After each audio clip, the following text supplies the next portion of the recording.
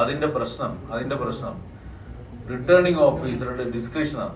നിങ്ങളിപ്പോ നോമിനേഷൻ, ഇപ്പൊ ഞങ്ങളൊരു നോമിനേഷൻ തള്ളിയല്ലോ. ലീഗിന്റെ ശക്തി കേന്ദ്രത്തിൽ ഞങ്ങൾ ഒരു നോമിനേഷൻ തള്ളി, ലീഗുകാരെ ഭീഷണിപ്പെടുത്തിയിട്ടാണ് റിട്ടേണിംഗ് ഓഫീസറെ അവർ ശക്തമായിട്ട് വാദിച്ച സമയത്ത് റിട്ടേണിംഗ് ഓഫീസർ അത് സ്വീകരിച്ചു. അപ്പോൾ റിട്ടേണിംഗ് ഓഫീസറെ ലീഗിന്റെ പ്രവർത്തകരും കോൺഗ്രസിന്റെ പ്രവർത്തകരും ശക്തമായിട്ട് വാദിച്ചത് റിട്ടേണിംഗ് ഓഫീസറെ ഭീഷണിപ്പെടുത്തിയിട്ടാണ് എന്ന് പറയുന്നതിൽ വല്ല കഥയുണ്ടോ? ഞങ്ങളൊരു നോമിനേഷൻ തള്ളിയല്ലോ, ഞങ്ങൾ അങ്ങനെ പറയുന്നത് നിങ്ങൾ കേട്ടിട്ടുണ്ടോ? അത് സ്ക്രൂട്ടനിന്റെ സമയത്ത് ഓരോ വിഭാഗവും അവരുടെ വാദം ശക്തമായിട്ട് ഉന്നയിക്കും. ആ ഉന്നയിക്കുന്ന സമയത്ത് അതിന്റെ മേലെ ജഡ്ജ് ചെയ്യേണ്ടത്, തീരുമാനമെടുക്കേണ്ടത് റിട്ടേണിംഗ് ഓഫീസറാണ്. റിട്ടേണിംഗ് ഓഫീസർക്ക് തോന്നി ഈ നോമിനേഷൻ സ്വീകരിക്കാൻ പറ്റില്ല, അതിന് കൃത്യമായ കാരണം റിട്ടേണിംഗ് ഓഫീസറുടെ മുമ്പിലുണ്ട്. അപ്പൊ ഞങ്ങൾ എന്ത് ചെയ്യണം? ഒരു വ്യാജ ഒപ്പ്, വ്യത്യസ്ത ഒപ്പ് കാണുമ്പോൾ വ്യാജ ഒപ്പാണല്ലോ. ആ വ്യാജ ഒപ്പ് കണ്ടിട്ട് വ്യാജ ഒപ്പ് സാരമില്ല, കുഴപ്പമില്ല, വ്യാജ ഒപ്പാണെങ്കിൽ സാരമില്ല, സ്വീകരിച്ചോട്ടെ എന്ന്. പിന്നെ ഞങ്ങൾ എന്തിനാ സ്ക്രൂട്ടനിക്ക് പോകുന്നത്? നിങ്ങൾ നോമിനേഷൻ കൊടുക്കും, കൃത്യമായിട്ട് കൊടുക്കണ്ടേ?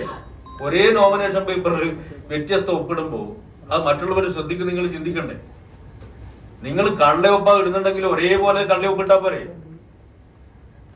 അല്ലേ? ഈ സ്ഥാനാർത്ഥിയെ നോമിനേഷൻ കൊടുക്കുന്ന ഈ ഫില്ലപ്പ് ചെയ്യുന്ന സമയത്ത് സ്ഥാനാർത്ഥിക്ക് കിട്ടിയില്ല, ഹരിപറി പിടിച്ചിട്ടാണ് നിങ്ങൾ ചെയ്തതെന്ന് തന്നെ കരുതുക. അങ്ങനെയാണെങ്കിൽ ഈ 4 ഒപ്പ് ഒരേപോലെ ഇടണ്ടേ? അങ്ങനെ ഇട്ടിരുന്നെങ്കിൽ LDFന്റെ ആർക്കെങ്കിലും മനസ്സിലാവും? വ്യത്യസ്ത ഒപ്പിട്ടതല്ലേ പ്രശ്നം. 2015 14 പേര്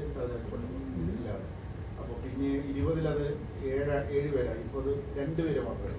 കോൺഗ്രസിന് വളർച്ചയുണ്ട്.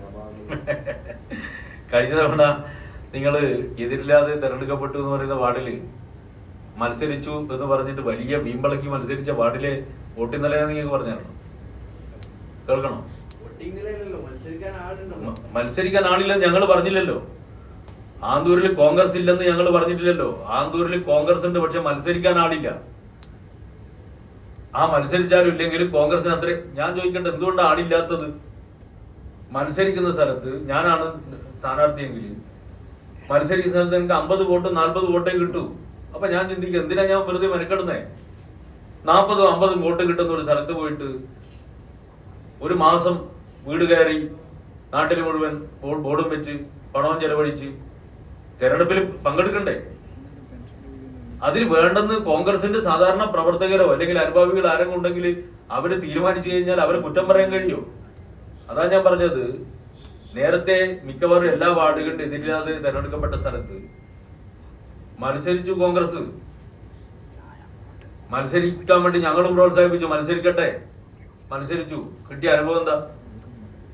60 വോട്ടിൽ കൂടുതൽ ഏതെങ്കിലും ഒരു സ്ഥാനാർത്ഥി കിട്ടിയ നിങ്ങൾ ഒന്ന് അന്വേഷിച്ച് നോക്കട്ടെ. ഇതാണ് ആന്തൂര്. പിന്നെ അവിടെ ഭീഷണിപ്പെടുത്തിയിട്ടാണ് ഒക്കെ നടക്കുന്നതെന്ന് പറയുന്നതിന് എന്താ അർത്ഥമുള്ളത്? ഇത് അനീതിയാവുന്ന എങ്ങനെയാ? അത് പ്രതിപക്ഷ നേതാവ് എപ്പോഴും അങ്ങനെയാണല്ലോ. അദ്ദേഹത്തെ പോലെ കാള വിറ്റുവെന്ന് കേട്ട മാത്രമേ കാര്യമെടുക്കുന്ന ഏതെങ്കിലും ഒരു നേതാവിനെ കേരള രാഷ്ട്രീയത്തിൽ നിങ്ങൾ കേട്ടിട്ടുണ്ടോ? അദ്ദേഹം കാര്യങ്ങൾ മനസ്സിലാക്കിയിട്ട് സംസാരിക്കുന്ന ആളല്ലല്ലോ. അദ്ദേഹം എല്ലാ ഘട്ടത്തിലും അങ്ങനെയാണ്. അദ്ദേഹം പ്രതിപക്ഷ നേതാവ് ഇവിടെ നേരം ഉണ്ടെങ്കിൽ ആന്തൂരിലൊന്ന് വരിക, എന്നിട്ട് അദ്ദേഹം ഭീഷണിപ്പെടുത്തി എന്ന് നിങ്ങൾ പ്രചരിപ്പിക്കുന്ന ആളുകളുടെ വീട്ടുകളിൽ പോവുക, പോകുന്ന സമയത്ത് മാധ്യമ പ്രവർത്തകരെയും കൂട്ടുക, എന്നിട്ട് അവരോട് നിങ്ങൾ ചോദിക്കുക ഭീഷണിപ്പെടുത്തിയോ? അപ്പൊ പ്രതിപക്ഷ നേതാവെ അവര് പറയും ഞങ്ങളെ ഭീഷണിപ്പെടുത്തിയിട്ടില്ല. അതിനെന്താ പറയാ?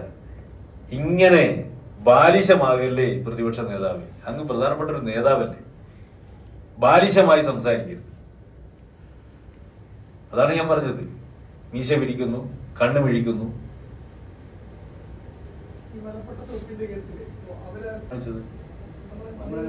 എന്നിട്ട് വ്യത്യാസമില്ലേ? പിന്നെ പിന്നെ ഇതിലെ വ്യത്യാസം ഉണ്ടായിരുന്ന